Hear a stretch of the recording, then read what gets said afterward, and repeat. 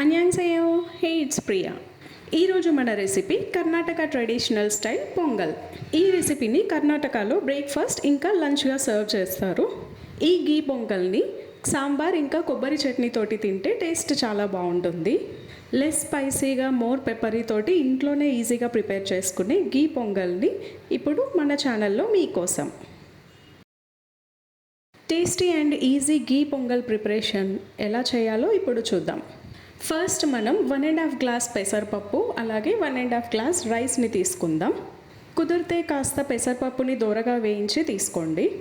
Pressure కుక్కర్లో పెసరపప్పు ఇంకా రైస్ని తీసుకొని బాగా వాష్ చేసుకున్న తర్వాత కొద్దిగా వాటర్ని యాడ్ చేయాలి. నేను తీసుకున్న క్వాంటిటీకి 6 గ్లాసెస్ వాటర్ పడుతుంది. అందులో కొద్దిగా ఆయిల్ ఇంకా పసుపు వేసి ఒక 3 విజిల్స్ వచ్చేంత వరకు కుక్ చేసుకోవాలి. 3 విజిల్స్ వచ్చేంత వరకు కుక్ చేసిన తర్వాత స్టవ్ ఆఫ్ చేసుకొని కుక్కర్లో ఉన్న ప్రెషర్ అంతా పోయేంత వరకు ఉంచి లిడ్ ఓపెన్ చేసి చూస్తే పెసరపప్పు ఇంకా రైస్ అనేది బాగా ఉడికిపోతుంది. పొంగల్ అనేది కొంచెం లూజ్గా ఉంటుంది కాబట్టి ఇలా కుక్ చేసిన తర్వాత కొద్దిగా వాటర్ని యాడ్ చేసుకొని మంటని స్లో ఫ్లేమ్లో పెట్టి స్లోగా కుక్ చేసుకుంటూ కలుపుతూ ఉండాలి.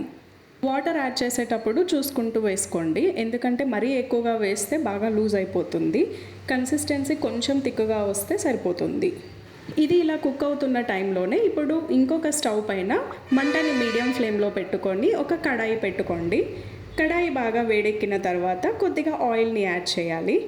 ఆయిల్ వేడెక్కిన తర్వాత అందులోకి చిన్నగా కట్ చేసి పెట్టుకున్న పచ్చిమిరపకాయలు, వెల్లుల్లి రెబ్బలు, కొంచెం జీలకర్ర, అలాగే కొన్ని మిరియాలు కొంచెం ఎక్కువగానే పడతాయి, కొంచెం కరివేపాకు, పసుపు ఇంకా రుచికి సరిపడా ఇంగువని యాడ్ చేసి కాసేపు ఆయిల్లో ఫ్రై చేయండి. ఇప్పుడు ఈ పోపు అంతా ప్రిపేర్ అయిపోయిన తర్వాత మనం ఆల్రెడీ కుక్ చేసి పెట్టిన పెసరపప్పు రైస్లోకి యాడ్ చేద్దాం.